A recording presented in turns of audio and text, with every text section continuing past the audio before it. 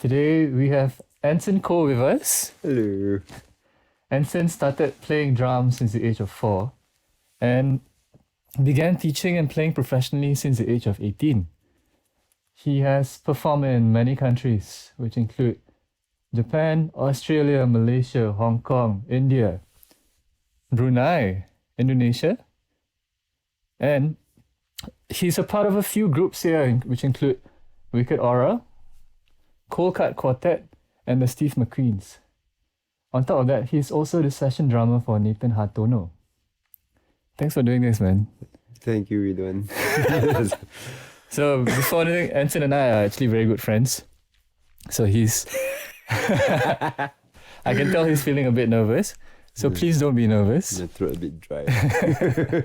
So I normally like to begin by asking, can you share with us a little bit about your journey so far to where you are now and to who you are now? I think it's a pretty long journey, actually. I mean, time flies. you know, when I think about how I started off, it wasn't easy, but so I would think I was lucky enough because my eldest brother is actually a drummer, and he is actually he was performing quite actively when I wanted to like get into the scene. So he got me into a band called Gamma Rays, So we were basically playing gamelan fusion music, and it was mainly with a bunch of his schoolmates. Mm-hmm. I think it was a school project, if I'm not wrong, but which eventually became a band out of school that were doing gigs in Indonesia, in Esplanade. So from there I gained a lot of experiences. So before you joined this band, were you in music school? No. So I was taught by my brother at home. Then so I guess when I was young, my brother taught me how to play. Then as a kid, you just play along to songs, and eventually he taught me how to sight read, and that wasn't the best part of the learning as a kid. I didn't really like reading, but eventually got the hang of it. But it was a lot of just playing the songs, and then I got hooked onto basketball, growing up. So it wasn't until when I was 15 or 16 that I got back into like drumming and considering it as a career. So that was that. Then my brother got me into Gamma Rays. So that was when I really got first-hand experience of like being in a band and performing and going overseas for shows and stuff like that. But it wasn't that easy because I do remember a time when I think it was when I was 17 or 18. I got a call from my brother. He asked if I wanted to sub a gig for the night. So I went down, and it turns out because I don't have any experiences prior to that gig, they had to politely turn me down.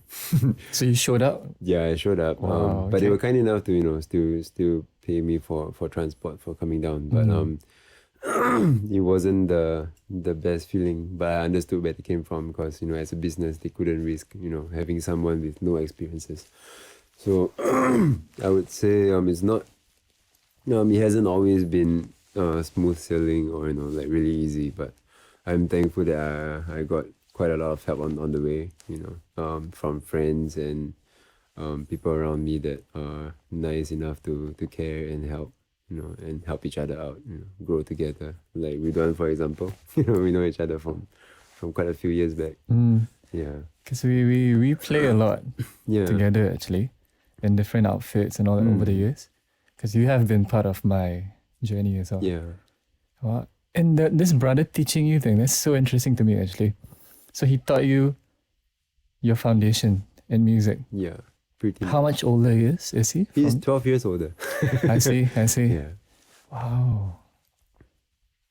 That's stunning to me. That he not just taught you, he kind of rein you into the industry also? Yeah, pretty much. Yeah. I see. Like, can you describe to the viewers out there what does it mean to be, say, a performing musician, a performing drummer in Singapore? Excuse me. Honestly, I think in Singapore it's a little bit different. From my perspective, being in different countries. So it seems like when you're like for different countries, I think they all have their own standards of what it means to be a full-time performing musician, you know, or to be surviving as a performer of some sorts. But in Singapore, I would say it's not the most readily available job to be a full-time performing musician in that sense. I would say most of us do at least teach on the side, or you know, have something else that we fall back to, unless we're doing like 6 or 7 nights regular gigs, you know, in bars, or we have multiple joints where we play in, which, you know, I mean, because Singapore is so small, there isn't really much market out there for everyone, you know. So in that sense, I would say being a performing musician in Singapore, it's not the easiest, but if you are willing to be to try to be versatile, you know, you're willing to adapt to situations, you can actually, you know, find a path that suits you and find a balance, you know, between performing and sustaining your lifestyle and things like that. Yeah. Like having food on the table and a roof over your head, right? And like, can I ask you, like, how did you get started in the gig industry? Beyond this initial start point of like being turned down. Yeah. Because my first start point was also not memorable at all. But I think you have to have a start point. Yeah, that's And true. it goes better from there. I would think my most memorable one, apart from performing with the band that I mentioned before, Ayres, you know, back then I was still a kid, you know, and everyone else in the band were like older brothers and sisters to me, you know. So Hold on. So when your brother asked you to join, did he leave the band or he? no, we were in the band together. Oh, and okay, we wrote okay. a few songs as well. Very cool. But yeah, so I think at that phase I was still kind of like being taken care of, you know, by all these elder sisters and brothers. But then at one point the basis for that outfit, Gamaris, a guy called Sean Hedger. Oh wow. I Okay. think some of us know him. He was quite a dear big friend. name back then. And I think he still is now. It's a great bassist. So I remember this story because it's quite interesting. So one day I was taking the train home. I got off at Brunei. Right. Okay. So I just got out of the train. I got a call from him, and he was asking me like, "Hey bro, like you do you like to play like hip hop?" I'm like, "Yeah, I do." You know. And then he said, "Do you want to take a gig at the Esplanade?" And I'm like, yeah, why not? You know. And I mean, in my mind, I was trying to be cool and you know, calm and collected. But in my mind, I was just like screaming and yeah. So when I got off the phone with him, the next thing I knew, I was smiling to myself all the way to the bus interchange. That was like a good 5 minutes, you know. Yeah. So that was when I got, you know, my first gig as a drummer. You know, like really being behind the throne. But it was tough because all went well. But a few years later, when I look back at the videos, I realized I was pretty bad at that time, you know. But I guess it's just a snapshot of time. Yeah. That was the best you at that point in time, you Yeah. know. I think I remember this because I went to MDC with Sean. Yeah. So they talked about this Chinese drummer who could play hip hop really well. So I think that was you actually. Probably. So that was your first gig. Wow. Yeah. So our connections actually run even Quite longer than close. we know, no? Yeah. My goodness. So that, what has happened beyond that start point for you? Like how do you keep developing yourself in terms of not just the craft, but also this kind of continuity of, okay, next gig. How do I proceed to the next gig? To the next gig.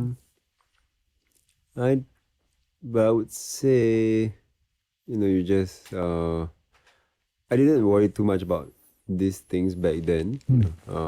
So all I cared about back then, I was still pretty young. It's just about trying to better myself. And I think like all of us when we were young, it's the same thing for us. It's like when you are young and you're playing a game, be it basketball, soccer, PlayStation, you just want to get better at it. And so I think it was just that thought process. So I used to be in my brother's studio at Park Lane. I would be there the whole night. Okay. I would be there from like 10 p.m. to like 6 a.m. Oh, and I would wow. just be practicing and taking a break and then practicing again.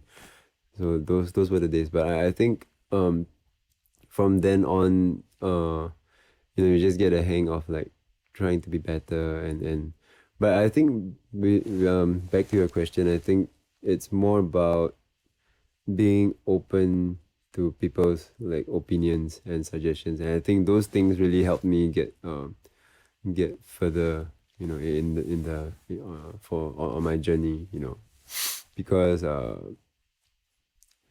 it helped me understand a lot of things that I wouldn't have discovered on my own. Things that I would be too egoistic about or too self-centered about to realize that I might be doing wrong. So being open-minded really helped me a lot. Helped me to like open my mind and my ears to things that I could have been missing out. And all those little things helped me understand myself better, helped me understand music better, helped me understand like the whole idea and concept of playing music with other people even better. So I think those are the little things that helped me got like more gigs in a way. All right. Yeah. I see. What's off the top of your head, kind of a very influential statement that was made to you that in this vein, of really helping you improve faster almost? Well, surprisingly off the top of my head, like I think this is the one thing that really stuck with me. I remember being at Park Lane, practicing and hanging out with another local drummer, awesome drummer. He's the drummer for Wiki Aura. His name is Matthias. Oh, yes. And we all know I just him. met Matthias Yeah. before this podcast. Yeah. Yeah. So we used to hang out a lot, and I remember as a kid, I was still a little bit more about wanting to be better than other people, wanting to be the coolest guy around, trying to be, one of the showy cats, or like guys that can do a lot of stuff. Then I remember having a long conversation with him, and then he said, bro, no matter what, like groove is king. Like how melody is king, but as a drummer, your groove, your pocket is all you need to focus on first, right? So as a kid, I think not really a kid, but I was pretty young, right? So at that point of time, that really struck me and got me thinking a lot. And I think that was where I started really working on how I sound, or more like how I feel when I hear myself play. So things like that, I started recording How you myself, feel, and I see. yeah, so I want to make sure like I can feel the same way I feel when I hear like records from like Beyonce or Jay-Z or like all those guys. Like the groove that you can bob your head to, you want to move your body to. I wanted to make sure that I could replicate that with my playing, and I started cutting off more of the fancy stuff and just focus on the essentials, so to speak. Yeah, so I think that really helped me a lot. More than just being a good drummer. I think that helped me become a better musician as well. Yeah. And it's so interesting, right? The perspective of micro, being a drummer, and then being a musician is a bit more macro. Yeah. And this is you taking a step back to kind of imagine yourself as a listener, listening to yourself. Yeah. How would that make you feel? Yeah. I think that's a beautiful thought process to have as an advancing musician, Yeah. as an advancing human as well. Yeah. As I'm doing this, I'm trying to see myself from beyond this. And it's How pretty does hard, this I make think. people feel, Yeah. Because as humans, when we have to do that, it makes you sometimes if you are looking at another person, it's easier to say, no, like, oh, this is wrong, that could be better. But if it's yourself that you're looking at, it becomes a bit more like, I think I'm okay, you know. Then you just want to move on and like, yeah, so Become like, less critical? yeah. Or you become kinder, actually. Yeah, selectively, you know, yeah, you choose to like let go of some of your flaws. Yeah. Have you found that to improve, like, your way of being as a human also? Definitely. Right? Yeah, You become kinder, yeah, increase patience, increase kindness and empathy. yeah, definitely. Wow. And it helps you realize that, you know, like maybe somebody else might not sound as good as you want them to be. But then you remember days where you sound good and then the next day you sound like way worse than you did yesterday. Right. And you start to realize, you know, like I mean, even though it's our job to you know be perfect on stage, right? You know, like we all have our lives, and some days you're just not in it. You know, not that it's an excuse, but we shouldn't be too quick to judge. You know, yeah, You can't be in the zone all the time. yeah. Right. I mean, we want to be, we all would love to be, Yeah, but it's yeah. hard, right? It's hard. Like, a question I have for you on that note, because this is all about the craft and all that. I also understand that you're a drum educator. Like, how did that start for you? I think that started off with my brother roping me into a music school that he was teaching in. Okay. I think that was just before I got into NS. 16. Okay. So I think I was about 17 going 18, you know. And it was actually, thinking about it, that was quite an interesting journey and the interesting way to start, because I remember my first lesson, there was this little boy that came in. He wanted to learn Indian percussion. Okay. So I don't know much, but I kind of know some generic rhythms that I can, you know, like help him translate onto the drum set, you know. Okay. So I did that with him, and then the first thing he said was, "No, you're wrong. Let me show you how it's done." So that was quite an eye-opening experience for me, because I thought like teaching would be, you know, like, what do you want to learn? Let me share with you what I know, and it'd be very informative. But it turns out to be the totally opposite. You know, it's Your just, first class and you're really learning from your student. yeah, he's telling me no. You know, let me show you how it's done. So it was 45 minutes of that, and it was pretty humbling. Okay. You know, because I kind of realized being a teacher is not as easy as just knowing your stuff and then being prepared to share. But beyond that, it's about knowing what your student is here for, and that could be for a million reasons, you know, and what they are looking to get out of it, and, you know, just how, or even down to like how they're feeling on that day, you know, and how they're feeling as a person, you know, what they want to achieve, and that against your expectations of, you know, like what you want of them. You know, I think that is quite a tough thing to learn. It took me years before I started to slowly understand the idea of being a teacher, and how big the responsibility can be, you know, at sometimes. Yeah. I completely agree with this. The process is beyond just teaching drums. Yeah. The process of being a teacher. Yeah. How long have you been teaching? 'Cause it's since 18, so okay, I'm almost 12 getting to years, reveal I your think. age. 29. 12 years. 12 years, yeah. And how do you keep developing yourself as a teacher? I would say constantly practicing, constantly figuring out new stuff. But also, I think most importantly, one of the things that I've learned more recently is reminding myself of how hard it is to learn, like, even the simpler stuff. You know, like sometimes you forget how hard it was to even learn how to walk, right? Because as adults we can already walk, and we don't think twice, right? And I realize when it comes to drums, it's the same, or any musical instrument, or any skills in general, right? Sometimes I get too carried away, and I feel like, you know, like maybe my student is just not focusing. Like, it's so simple. Like, how can you not get it after, like, you know, 1 hour or after 2 lessons, you know? But then I do try to remind myself of like how tough it is, to learn something new, something that you have no conception of, and in your brain you're trying to build like a structure to help you figure out what's going on, and you understand what everybody is saying, you understand what you are supposed to do, but it doesn't mean you can do what you're supposed to do. Right? Yeah, so that was quite an interesting thing to learn, and I think that beyond just like teaching drums, that also taught me a lot about life.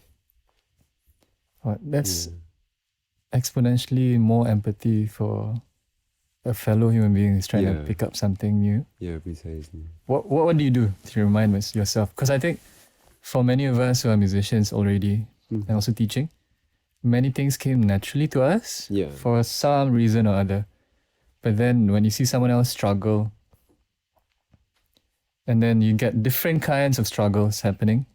In my experience, I start codifying the language of someone learning this one thing and how people learn differently. Sometimes it's 2 weeks and then suddenly they get everything. Yeah. Right. Because those 2 weeks were the struggle point to get to that point of tip over.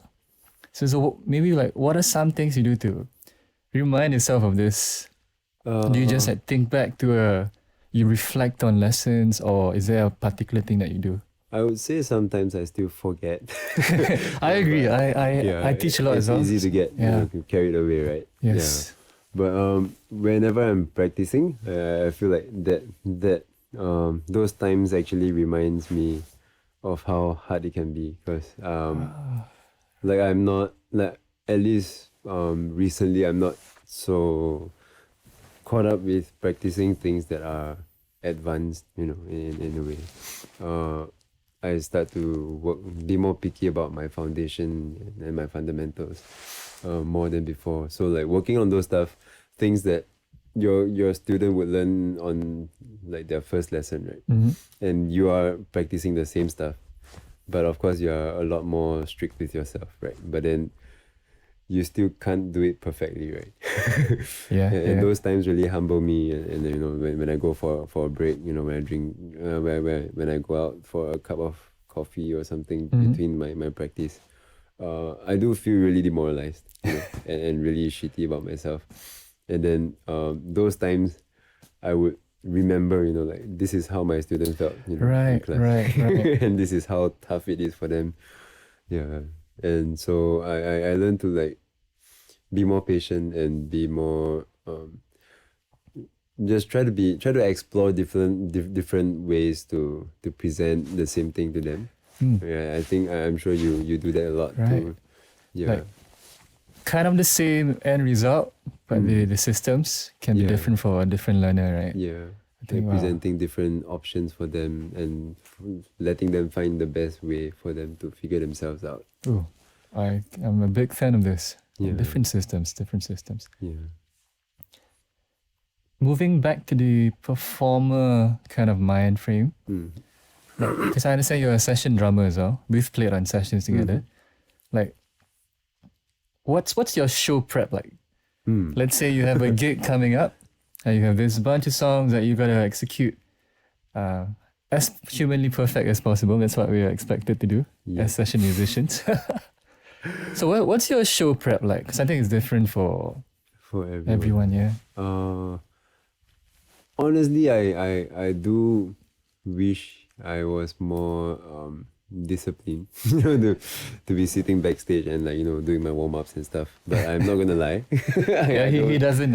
We played shows together. He disturbs me when I'm warming up. All the time. I'm just going around disturbing people and being the noisy one. But when I get really nervous about like a show and like, about doing well, I try to run things through in my head. Imagine myself playing it, closing my eyes, visualize myself playing on stage, and not that is completely bulletproof, but it does help me. Like at least when I'm on stage, I'm a little bit more calm and more prepared because you run it through in your mind like a few more times. So when you actually get there, it doesn't feel as scary. And and the other thing I do to not really prepare myself, but the other thing I do to just calm myself down is just close my eyes. Okay. I mean, thankfully I'm sitting down, right? So I don't have to watch out for anything. So I'm always, not that I'm always, but I tend to close my eyes a lot when I play, which is not the best thing to do because sometimes people might be trying to signal me, right? And I'm not looking at anyone. I see. I see. That, which is something that I need to work on as well. So I like both those things, the mental visualization yeah, and also the closing eyes thing. yeah, Because you connect to something else yeah. That's rather than anxiety or like yeah. You get excitement sometimes doesn't do you good also. So like, yeah. When you connect, you get into the music and then you get in the zone. I think as a drummer, because it's so physical, you can connect with your body as well. Yeah, definitely. So for every episode, we will feature a musical guest. And for this episode, we have Joel C, who is a singer-songwriter from Miri, Sarawak, Malaysia. I hope I got that right, Joel. So he's going to play for us this song named Start Again. And on that note, Ryan, take us away.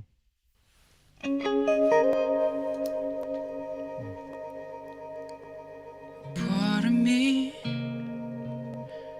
part of you. Share we breathe, share for two. Movement in the dark, the shape of you. Just like that dream, just like that dream. Silk sheets buried in soft touch of her skin, lost in the moment, lost in the moment.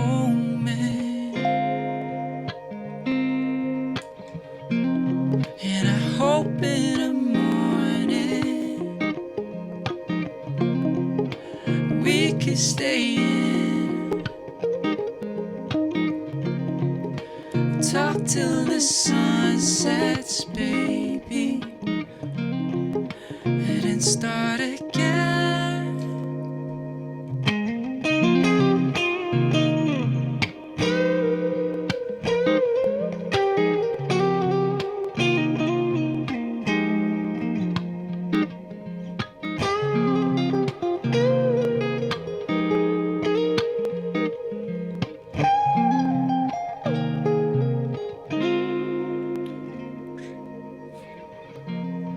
But your heart's not mine to keep. Even while I watch you sleep, at least till the sunrise. I'll be by your side.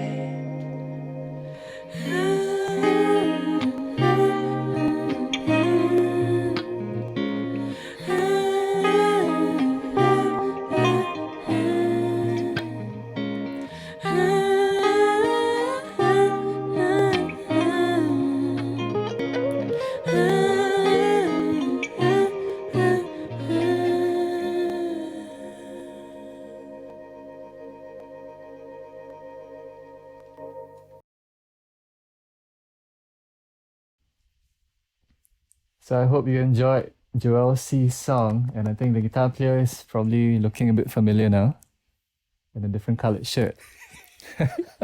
Maximum effort. Changes the performance and change back. And if you like what you heard, please follow Joel on his social media platforms. I believe it's Joel C with 3 E's. S-E-E-E. Yeah, so this is Anson in his real element now. So I think we've been having a very nice conversation that's being captured. One question I have for you, because we try to visualize the idea of someone being 16, graduating, or like 17 graduating, and then they love music. But then all you really know to do with music is to be a pop star or to teach. Yeah. Because those things are out there in the media. All the in-betweens are kind of hazy. So one of the goals of this show is to make that haze clear up for Right. us. That's quite cool. Haze clear up. So, one, what would you, what pieces of advice would you give to someone like that who's now right thinking of getting into maybe being a drummer or a drum teacher also? Uh, Honestly, I think now it's probably a lot easier. Not saying it's gonna be easy, but compared to like back then, with like the social media platforms that we have and all this technology that we have, I would say the best advice is to not be shy. Just really go out there and you don't even have to go out there. Just get on your phone, get on Instagram. If you see a drummer you like, send them a DM. Talk to them, or if you see a school, don't be afraid to just hit them up and I'm looking to teach. Like are you looking for teachers, or if you are, like, can I come by, just to try out and see if I qualify, things like that. I think it's very important. At the same time, just be nice and be respectful, but don't be afraid to get out there and like put yourself out there. But also I would say, more than just doing those things, don't forget to be critical about yourself and your standards and where you stand. And I think that's something that's gonna be very useful in the long run. Because the moment you get complacent, you might not understand why things aren't going anywhere for you. Right? Because I too have had a point in my life where I got complacent and I just assume things are gonna go smoothly for me. But then of course, like you start losing gigs, or you start having lesser jobs, and you start wondering why. And by the time you realize, it's all too late. So I would say best advice, be critical of yourself, but don't be afraid to put yourself out there, and don't be afraid to ask questions, especially because now the question is just one message away on your phone. Right? You don't have to go find someone somewhere and hope to catch them at the bar, or hope This to is catch very them. real. Yeah. Like, because I'm pretty sure you have fans out there, even though you like to say no, but are you open to people just like dropping you a DM and Yeah, sure. Anytime, Just what's your social media handle? it's just Anson, my name. Then ENSY. KSY. KSY. Yeah. Oh, Koh Soon Yu. Yes, sir. Okay. Ridwan Hamza. Thank you so much for doing Thank this, you, man. Ridwan. And thank you for tuning in. My name is Ridwan, as you And I mentioned. am Ridwan. Yeah, obviously he's not Ridwan. He's not And Ridwan. we are INSYNC SG. This is Yes. our 5th episode. And what this is a podcast where we feature practitioners from various industries, from arts management to musicians to educators to sound engineers to show production like companies. And I think our hope for this is to eventually expand into dance and theatre as well. So follow us on all our social media platforms. I'm just gonna say all because I always forget like one. I think there's Instagram, there's Facebook, LinkedIn, yes. And I think that's all we have time for today. Thanks, man. Thank Thanks you, for doing Ridwan. this. Thank you for tuning in. Peace.